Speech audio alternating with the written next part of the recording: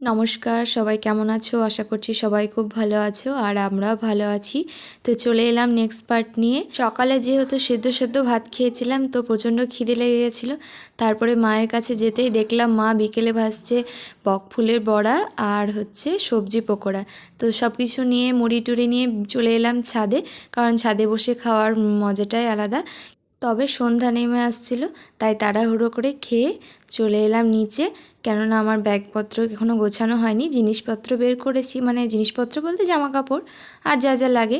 তবে ব্যাগটা নামালাম, দিয়ে এবার জিনিসপত্রগুলো গোছাতে শুরু করলাম। তোমাদের তো আমি বলেছিলাম যে আজকে বিকেলে আমি বেরিয়ে যাব, তবে না আমার আর যাওয়াটা হচ্ছে না আজকে, কালকে সকালে যাব। কারণ ওই বাড়িতে ওই যে বললাম হরিবাসর রাজ নিয়ম সেবা, তো ওরা প্রতি মাসে যেহেতু থাকি, তো আজকে দিনটা না থাকলে খারাপ লাগবে, তাই বারবার করে বললো আর না করতে পারলাম না। তো অসুবিধা নেই, সকাল সকালে বেরিয়ে যাব। আর সামনে যেহেতু শীত চলে আসছে, একটু মোটা কাপড় জামা বলতে হালকা মোটা গেঞ্জিগুলো নিতে হবে। তো সব কিছু একে একে আমি গুছিয়ে নিলাম। ব্যাগ গোছানো কমপ্লিট হলেই হালকা রেডি হয়ে চলে গেলাম দিদাদের বাড়ি। গিয়ে দেখলাম এইদিকে আজকে ঘরে হবে হরিনাম, আর সবাই বসেও গেছে, আর ওদিকে হচ্ছে খাওয়া দাওয়া। মাসিমণি সবাইকে তিলক দিয়ে আমরা হরিনাম শুরু করলাম। তো আর বেশি কথা বলবো না, একটু হরিনাম শুনে নাও, তারপরে আবার গল্পে ফিরে আসবো।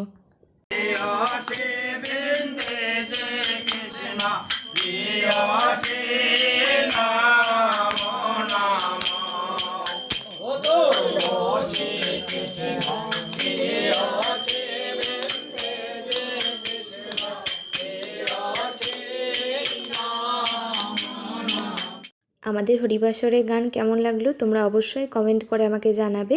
যারা যারা রাধে রাধে লিখবে জানবো যে তাদের গান অবশ্যই খুব ভালো লেগেছে। তারপরে একটু সবাই মিলে আমরা আড্ডা দিয়ে নিচ্ছিলাম, গল্প করছিলাম হরিবাসরের শেষে। তারপরে এবার খাবার পালা, খেতে বসে যাব। কিন্তু তার আগে দেখো পিয়াংশু এদিকে রেগে গেছে, তাই কাজ ছিল বাড়ি যাওয়ার জন্য। মা যেহেতু সকাল থেকে এখানে একটু খাটাখাটনি করেছে, রান্না বান্না করেছে, তাই মায়ের শরীরটা একটু খারাপ বলে মা আর বাবা তাড়াতাড়ি খেতে বসে গেছিলো।